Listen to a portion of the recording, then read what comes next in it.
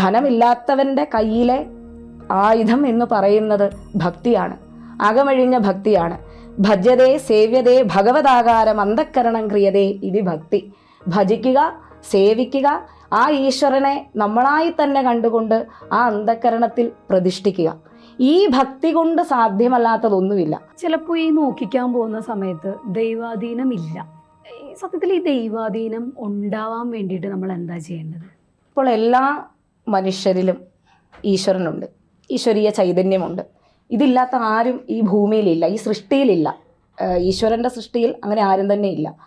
അപ്പം അങ്ങനെ വരുമ്പോഴത്തേക്ക് വ്യക്തി ജീവിതത്തിങ്കൽ ഒരു പ്രാരാബ്ധിയായിരിക്കുന്ന ഒരു മനുഷ്യൻ പ്രശ്നം വയ്ക്കാൻ ചെല്ലുമ്പോൾ തൽക്കാല പ്രശ്നമാണ്. ഈ തൽക്കാല പ്രശ്നത്തിങ്കലാണ് നമ്മൾ ഒരിക്കലും ദൈവാധീനം ഇല്ല എന്ന് നമ്മൾ പറയാറില്ല, ദൈവാധീനം കുറവാണ് എന്നേ പറയൂ. അപ്പം അങ്ങനെ ചിന്തിക്കുന്നതിൻ്റെ വിഷയം എന്താ വെച്ചാൽ, നമ്മൾ ദൈവാധീനത്തെ ചിന്തിക്കുന്ന അല്ലെങ്കിൽ ദൈവ ആനുകൂല്യത്തെ ചിന്തിക്കുന്നത് വ്യാഴം എന്ന് പറയുന്ന ഗ്രഹത്തെ കൊണ്ടാണ്, ബൃഹസ്പതി എന്നൊക്കെ പറയും. ആ വ്യാഴത്തെ കൊണ്ടാണ് ദൈവാധീനത്തെ ചിന്തിക്കുന്നത്. ആ വ്യാഴം ഏതേത് ഭാവങ്ങളിൽ, ഇഷ്ടഭാവങ്ങളിൽ നിൽക്കുന്നോ ആ ഭാവം കൊണ്ടാണ് നമ്മൾ ദൈവാധീനത്തെ ചിന്തിക്കുന്നത്. ഇപ്പം ഞാൻ കുറച്ചു മുൻപേ പറഞ്ഞു ദൈവാധീന ചിന്ത വ്യക്തി ജീവിതത്തിങ്കൽ. അപ്പം ദൈവാനുകൂലം പ്രതികൂലതാമ്പാം വിചാര സത്യാം പ്രതികൂലതായാം. അപ്പം നമ്മൾ ഇതെന്തിനു വേണ്ടിയാണ് നോക്കുന്നത്? നമ്മൾക്ക് എന്തെങ്കിലും ഒരു പ്രശ്നങ്ങൾ ഉണ്ടെങ്കിൽ അതിന് പരിഹാരം ആകുമോ അല്ലെങ്കിൽ അതിന് പരിഹാരം വേണം എന്നുള്ള ചിന്തയോടുകൂടിയാണ് ആൾ നമ്മളുടെ അടുത്ത് വരുന്നത്. അപ്പോൾ ആ ദൈവാധീനം ഇല്ലെങ്കിലോ നമ്മൾ കൊടുക്കുന്ന പരിഹാരങ്ങളും അഫലമായി പോകും.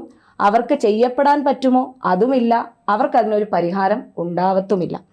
അപ്പം അതുകൊണ്ട് ഈ ധിഷണൻ എന്ന് പറയുന്ന വ്യാഴത്തെ കൊണ്ടാണ് നമ്മൾ ദൈവാധീനത്തെ ചിന്തിക്കുന്നത്. അപ്പം സർവേശ്വരാണാം ധിഷണേസ്തി നിത്യം സാന്നിധ്യം അസ്മാ ധിഷണേ അനുകൂലേ. ഈ വ്യാഴത്തെ കൊണ്ടാണ് ദൈവാധീനം ചിന്തിക്കുമ്പം വ്യാഴത്തിൻ്റെ അനുകൂലാവസ്ഥയ്ക്കും കാരണമായിട്ടാണ് നമ്മൾ ദൈവാധീനത്തെ ചിന്തിക്കുന്നത്. അപ്പം നമ്മൾ പറയുക ദൈവാധീനമില്ല എന്ന് പറഞ്ഞാൽ അത് അസ്ഥാനത്തായി പോവും. അപ്പം ദൈവാധീനമുള്ള ഒരു വ്യക്തിയുടെ ലക്ഷണം എന്താണെന്നൊരു ചോദ്യം മറുവശത്തും കിടപ്പുണ്ട്. അപ്പം അതിൻ്റെ ഒരു ഉത്തരം ഇതാണ്: നമുക്ക് ദൈവാധീനം ഉണ്ടെങ്കിൽ നമ്മൾ വിചാരിക്കുന്ന കാര്യങ്ങളെല്ലാം സ്മൂത്തായിട്ട് നടക്കും, ഒരു പ്രശ്നവും ഇല്ല, അല്ലേ? ആരോഗ്യം, നമ്മളുടെ ആരോഗ്യസ്ഥിതി വളരെ മെച്ചമായിരിക്കും. ആരോഗ്യം, അഖില അഭീഷ്ട കാര്യസിദ്ധി, അഖില അഭീഷ്ടങ്ങളും നമുക്ക് കാര്യസാധ്യത്തിൽ വരും. ജായ ആത്മജാതി ഹർഷം, ഭാര്യ, കുട്ടികൾ തുടങ്ങിയവർക്കൊക്കെ സന്തോഷം ഉണ്ടാകുക, അവരുമായിട്ട് സന്തോഷകരമായിട്ടുള്ളൊരു അന്തരീക്ഷത്തിൽ നമ്മളുടെ കുടുംബം കൊണ്ടുപോകാൻ പറ്റുക. ഇങ്ങനെ അതുപോലെ തന്നെ ഹർഷം എന്ന് പറഞ്ഞാൽ നമുക്ക് ആത്മീയമായിട്ടുണ്ടാകുന്ന സന്തോഷമാണ്. നമുക്ക് എന്താ പറയുന്ന ഞാൻ നല്ല രീതിയിൽ പോകുന്നു എന്നുള്ളൊരു കോൺഫിഡൻസ് ഒക്കെയാണ് നമ്മൾ ഈ പറയുന്ന ദൈവാധീനം കൊണ്ട് നമ്മൾ ചിന്തിക്കുന്നത്.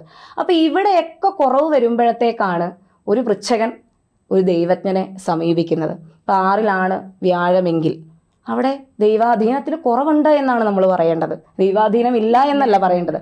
ഈ കുറവിനെ നമ്മൾ ഈശ്വരീയ ചിന്തകൾ കൊണ്ടും ഈശ്വരീയ ആരാധനകൾ കൊണ്ടും ജപഹോമാദികൾ കൊണ്ടും അർച്ചനകൾ കൊണ്ടും അതുപോലെ തന്നെ പ്രത്യേകമായിട്ടുള്ള വഴിപാടുകൾ കൊണ്ടും പിന്നെ പ്രത്യേകിച്ചും ഇപ്പം നമ്മളെ അടുത്ത് വരുന്ന ആൾക്കാർ എല്ലാവരും ധനാഢ്യരൊന്നും ആയിരിക്കത്തില്ല. എല്ലാവരും ഒരു ഏകദേശം നല്ല രീതിയിൽ നിൽക്കുന്ന ആൾക്കാരെന്നേ പറയാൻ പറ്റൂ. പിന്നെ അങ്ങനത്തെ ഉള്ളവരും ഉണ്ട്, അവർക്ക് വേറെ വിഷയങ്ങളായിരിക്കാം. അപ്പോൾ ഇങ്ങനെ വരുമ്പോഴത്തേക്ക് അവരുടെ ഈ ധനമില്ല എന്നുണ്ടെങ്കിൽ ഒരു 12 ദിവസം നടന്നു പോയി അടുത്തുള്ളൊരു ക്ഷേത്രത്തിൽ പോയി തൊഴുക, അത് തന്നെ ഒരു ഈശ്വരാധീനമാണ്, അല്ലേ? അവിടെ കൊണ്ടുപോയി ആ ഭഗവാന് നമ്മുടെ കയ്യിലുള്ളത് എന്തോ അത് സമർപ്പിക്കുക. ആ യഥാശക്തി വഴിപാടെന്നേ നമ്മൾ എഴുതാറുള്ളൂ, അല്ലാതെ ഒരിക്കലും ഒരു ഹ്യൂജ് എമൗണ്ട് വഴിപാട് ഒരിക്കലും നമ്മൾ കൊടുക്കാറില്ല. ധനമില്ലാത്തവൻ്റെ കയ്യിലെ ആയുധം എന്ന് പറയുന്നത് ഭക്തിയാണ്, അകമഴിഞ്ഞ ഭക്തിയാണ്. ഭജതേ സേവ്യതേ ഭഗവതാകാരം അന്തഃകരണം ക്രിയതേ ഇത് ഭക്തി. ഭജിക്കുക, സേവിക്കുക, ആ ഈശ്വരനെ നമ്മളായി തന്നെ കണ്ടുകൊണ്ട് ആ അന്തഃകരണത്തിൽ പ്രതിഷ്ഠിക്കുക. ഈ ഭക്തി കൊണ്ട് സാധ്യമല്ലാത്തതൊന്നുമില്ല. നമ്മൾ കരഞ്ഞ് പ്രാർത്ഥിച്ചാൽ നമ്മളുടെ അവസ്ഥ കണ്ട് അതിന് ഈശ്വരീയത്തെ ഉണ്ടാക്കിയെടുക്കുന്ന കടമ അവനവനിലാണ്. ഇപ്പോൾ ഒരു അസ്ട്രോളജർ എഴുതി തരികയാണ്, നിങ്ങൾ 12 ദിവസം ക്ഷേത്രദർശനം നടത്തണം. പക്ഷേ 12 ദിവസം അദ്ദേഹത്തിന് ക്ഷേത്രദർശനം നടത്താൻ പറ്റില്ല. പക്ഷെ അദ്ദേഹത്തിൻ്റെ പ്രശ്നങ്ങൾ മാറണം. എങ്ങനെ? അവനവൻ്റെ സമർപ്പണമാണ് അവിടുത്തെ പരിഹാരം. അല്ലാതെ ഞാൻ ഒരു ലെറ്റർ പാഡിൽ പരിഹാരം എഴുതി കൊടുത്ത് നിങ്ങളിത് ചെയ്യണം, അവർക്ക് ചെയ്യാൻ നേരമില്ല പക്ഷെ അവർക്ക് പരിഹാരം കാണണം, അത് ശരിയാണോ? ശരിയല്ല. അപ്പോൾ അവനവൻ്റെ സമർപ്പണമാണ്. അപ്പം ഈ വിഷയത്തിലേക്ക് വരുമ്പോൾ ഈശ്വരാധീനം ഉണ്ടാക്കണമെങ്കിൽ അവനവൻ വിചാരിക്കണം. നമുക്കൊന്ന് പറഞ്ഞു കൊടുക്കാനേ പറ്റൂ. നിങ്ങൾ ഈ വഴിയെ പോയാൽ ഇതിന് പരിഹാരമാകും എന്ന് പറഞ്ഞു കൊടുക്കാം. ചെയ്യേണ്ടത് വ്യക്തിയാണ്. പ്രസിദ്ധ ജ്യോതിഷ പണ്ഡിത വിനീതയുമായി നിങ്ങളുടെ ജ്യോതിഷ പ്രശ്ന പരിഹാരങ്ങൾ നേരിട്ട് മനസ്സിലാക്കാം. താഴെ കാണുന്ന നമ്പറിൽ വാട്സപ്പിൽ ഒരു ഹായ് അയയ്ക്കുക. ജ്യോതിഷ പണ്ഡിത വിനീതയുമായി നേരിട്ട് ബന്ധപ്പെടുവാൻ ABC മലയാളം നിങ്ങൾക്ക് അവസരമൊരുക്കുന്നു. സമ്പൂർണ്ണ ജാതകം സാധാരണ ജാതകമല്ല, 75 പേജുകൾ അടങ്ങുന്ന സമ്പൂർണ്ണ ജാതകം 250 രൂപയ്ക്ക് നിങ്ങളുടെ കൈകളിലേക്ക്. അതിനുവേണ്ടി നിങ്ങൾ ചെയ്യേണ്ടത് ഇത്രമാത്രം: ഈ നമ്പറിൽ ബന്ധപ്പെടുക. ജ്യോതിഷവുമായി ബന്ധപ്പെട്ട എല്ലാ വിശേഷങ്ങളും നിങ്ങളിലേക്കെത്താൻ ABC ജ്യോതിഷം സബ്സ്ക്രൈബ് ചെയ്യുക.